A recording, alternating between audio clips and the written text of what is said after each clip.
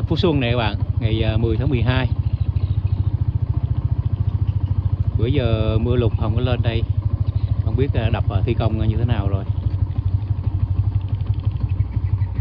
Dự kiến đập này sẽ hoàn thành vào trước Tết Nguyên Đán các bạn.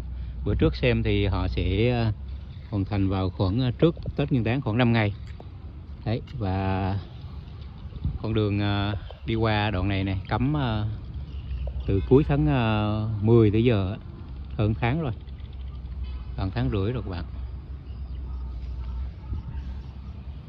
Đấy, đổ xuống sông Vinh, đây là sông Vinh các bạn, đổ xuống cầu sông Vinh hướng Điện Biên Phủ đó. Đây mưa để thấy nước chảy nữa này, chảy lớn hơn này. Nếu đi bộ qua lại được nha các bạn, không cho xe qua lại thôi. Thấy người dân hai bên đây đi bộ qua lại được. Đây này.